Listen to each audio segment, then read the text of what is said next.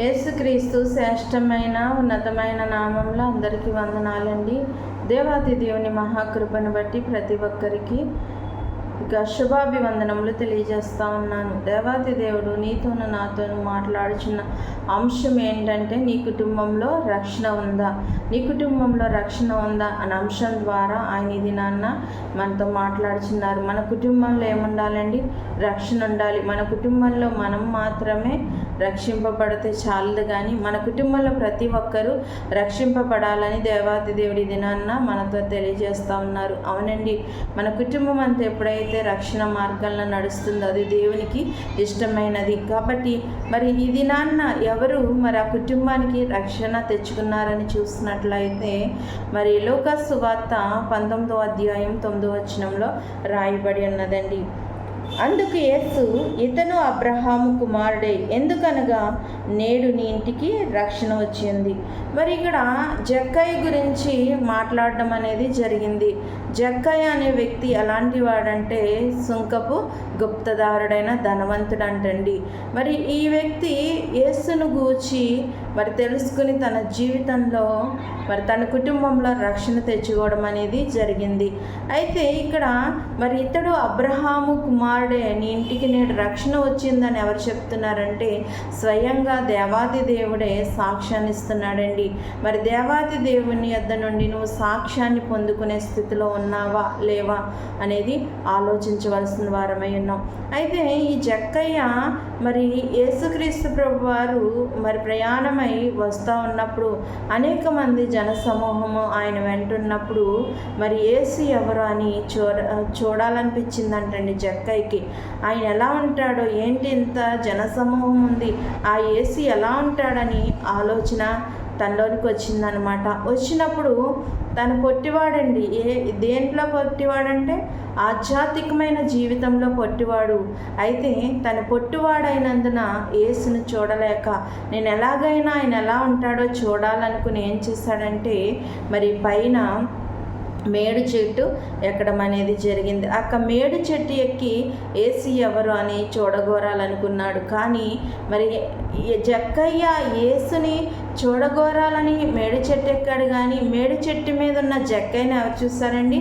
యేసుక్రీస్తు ప్రభు వారు చూస్తారు. ఎంత ధన్యత అండి, ఎంత ధన్యత. మరి దేవుడు ఎందుకు వచ్చాడంటే, నశించిపోచున్న వారిని వెతికి రక్షించడానికి ఈ భూలోకానికి ఆయన వచ్చి ఉన్నాడు. మరి ఎప్పుడైతే మేడు చెట్టు మీద ఉన్న జక్కయ్యని యేసుక్రీస్తు ప్రభు వారు చూసి, జక్కయ్య త్వరగా దిగిరమ్ము అని చెప్తా ఉన్నాడు. ఎందుకంటే యేసుక్రీస్తు ప్రభు వారు జక్కయ్యని రక్షించాలనుకున్నాడండి. మరి నువ్వు ఏ స్థితిలో ఉన్నావు, నీ ఎలా ఉన్నావు? పాపంలో ఉన్నావా, లేకపోతే బురదలో ఉన్నావా, లేకపోతే ఏ పరిస్థితులు ఉన్నప్పటికీ కూడా మరి ఆయన ఏం చేస్తాడండి? రక్షిస్తాడు. నువ్వు పాపం చేస్తున్నా, నువ్వు నా దగ్గరికి రాని మరి ఆయన అండండి. మరి అలాంటి గొప్ప దేవుడు. అయితే జక్కయ్య త్వరగా దిగిరా అన్నప్పుడు మరి జక్కయ్య యేసు యొద్దకు వచ్చాడండి. జక్కయ్య ఎప్పుడైతే మరి యేసు యొద్దకు వచ్చాడో తన పాపపు జీవితాన్ని విడిచిపెట్టాడండి. తను ఎలాగూ బ్రతికాడో మరి ఆ యొక్క జీవితాన్ని అంతా ఏం చేసేసాడు? విడిచిపెట్టేశాడు. మరి ఈ జక్కయ్య ఏం పని చేసేవాడంటే, వడ్డీ వ్యాపారం చేస్తూ ఉండేవాడు అనమాట. భయంకరంగా సొమ్ములు వసూలు చేసే వ్యక్తిగా చూస్తూ ఉంటున్నాం. మరి లోకల్లో చూస్తూ ఉంటున్నాం. చాలామంది వడ్డీలకి డబ్బులు ఇస్తూ ఉంటారు. ఎంత వడ్డీకి ఇస్తారండి? 100కి 10 రూపాయలు. మరి ఈ విధంగా భయంకరమైన వడ్డీలు వసూలు చేసేవారు ఉంటారు. అది దేవుని దృష్టిలో మంచిది కాదండి, దేవునికి ఇష్టమైనది కూడా కాదు. ఆపదలు ఉన్న వారికి నువ్వు సహాయం చెయ్యి. మరి కొంతగానే వడ్డీ తీసుకోవాలంటే తీసుకో, కానీ మరి విపరీతమైన వడ్డీలను తీసుకునేవారిగా ఉండకూడదు. దేవునికి అవమానకరం. అయితే ఆ విధంగా జీవించిన మరి జక్కయ్య క్రీస్తుని ఎప్పుడైతే చూచాడో తన పాపపు జీవితాన్ని విడిచిపెట్టాలనుకున్నాడండి. ఎవరి కొరకు?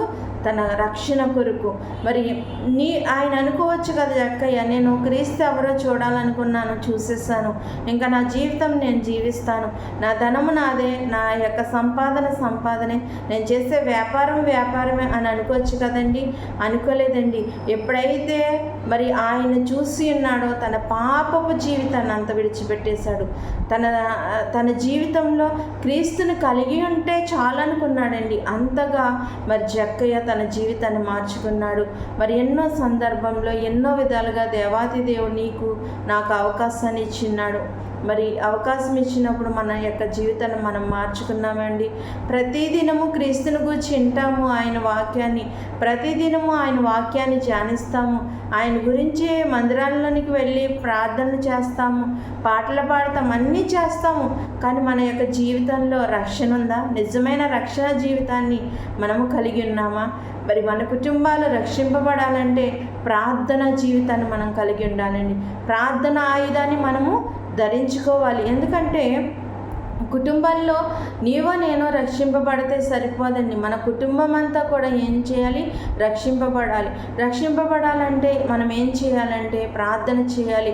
యేసయ్యా, నా కుటుంబంలో నా తండ్రి రక్షణ లేకుండా ఉన్నాడు, నా తల్లి రక్షణ లేకుండా, నా తోబుట్టులు రక్షణ లేకుండా ఉన్నారు, లేకపోతే వాళ్ళందరూ రక్షింపబడినట్టు సహాయం యేసయ్యా అని మనం ప్రార్థన చేసేవారుగా ఉండాలి. అలాంటి ప్రార్థన సహాయాన్ని కోరినప్పుడు మరి జక్క హృదయాన్ని మార్చిన దేవుడు మన కుటుంబంలో మన యొక్క మరి సహోదరులకు హృదయాలు మారుస్తాడు కదా.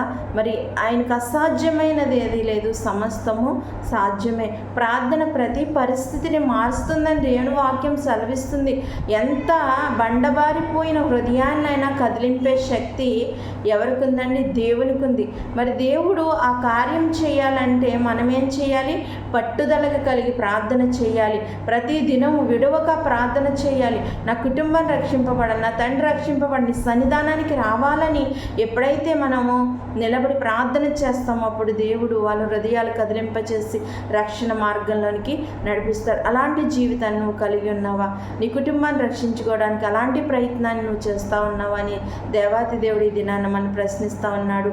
మరి జక్కయ్య తన జీవితంలో మరి ఒక వడ్డీ వ్యాపారస్తుడిగా జీవించిన ఆయన మరి తన ఆస్తులో సగభాగం అంటండి బేదలకు ఇచ్చేసాడంటండి. మరి యేసుక్రీస్తు ప్రభు వారు చెప్పలేదండి, నువ్వు ఆస్తంతా వాళ్ళ బేదలకు ఇచ్చేయి, లేకపోతే ఎవరి దగ్గరన్నా తీసుకుంటే వాళ్ళకి ఇచ్చే అని యేసుక్రీస్తు ప్రభు వారు ఎంత మాత్రము చెప్పలేదు. మరి తనకు తానుగానే మరి క్రీస్తుని ధరించుకుని మరి నేను అన్యాయంగా తీసుకున్నానా ఎవరి దగ్గరన్నా వాళ్ళకి 4 చెల్లిస్తానని 4 చెల్లించాడండి. అన్యాయంగా తీసుకున్న ప్రతి ఒక్కరికి అన్నంతలు 4 చెల్లించేశాడు. మరి ఆస్తిలో సగభాగం పేదలకు ఇచ్చేశాడు.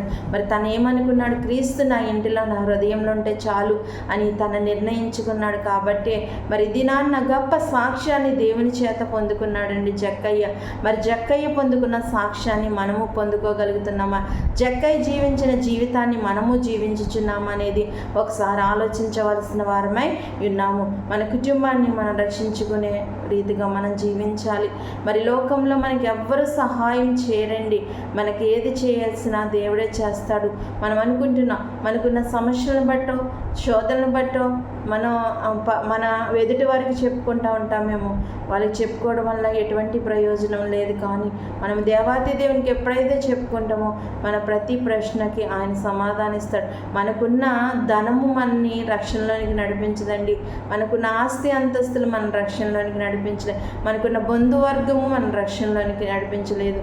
మనం రక్షింపబడాలంటే క్రీస్తుని మన యొక్క సొంత రక్షకుడిగా అంగీకరించి ఆయన ఎదుట మోకరించి ప్రభువా నేను పాపినని మన పాపములు విడిచిపెట్టి మరి ఆయన యొక్క రక్తంలో కడిగబడి రక్షణ మార్గంలో నడవాలి. అలాంటి రక్షణ మార్గంలో ఎప్పుడైతే మనం నడవగలుగుతామో అప్పుడు మన జీవితంలో దేవుడు రక్షణ ఇస్తాడండి. ఇక జక్కయ్య పట్ల చెప్పిన సాక్ష్యమే మన పట్ల కూడా దేవుడు ఒకానొక దినాన్న చెప్తా ఉంటాడు. ఒకవేళ అలాగూ జీవించకుండా నాకు ఇష్టం వచ్చినట్లుగా జీవిస్తాను, నా జీవితం నాదే, నా బ్రతుకు నాదే, నేను ఎలా ఉంటానో, నేను ఏ పాపమును చేసినప్పటికీ కూడా వాటిని విడిచిపెట్టను, నాకు నచ్చినట్టే నేను బ్రతుకుతానని నువ్వు అనుకున్నట్లయితే మరి ధనవంతుడి వల్లే నీ జీవితం అయిపోతుంది.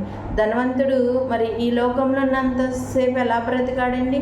ఇష్టానుసారంగా బ్రతికాడు. మరణించిన తర్వాత అగ్నిలో యాతన పడుతూ ఉన్నాడు. అలాంటి యాతన మనము పడవలసిన పరిస్థితి కలుగుతుంది. కాబట్టి మనకి అవకాశము దొరికినప్పుడు, మనకు సమయము దొరికినప్పుడు, మరి దేవుడు అటువంటి అవకాశాన్ని కల్పించినప్పుడు మన పాపమును ఆయన ఎదుట మరి ఒప్పుకొని విడిచిపెట్టి రక్షణ మార్గంలో నడిచినట్లయితే మరి జక్కయ్యని ఏ విధంగా అయితే ఆదరించాడో దేవుడు, ఆ విధంగానే మనల్ని ఆదరిస్తాడు. ఆ విధంగానే మన యొక్క కుటుంబంలో రక్షణ కలుగుతుందండి. అలాంటి రక్షణ జీవితాన్ని పొందుకోవాలి. కానీ ధనవంతుడి వలె నరకానికి వెళ్ళి నరకయాతన అనుభవించే పరిస్థితిని మనము కోరుకోకూడదు.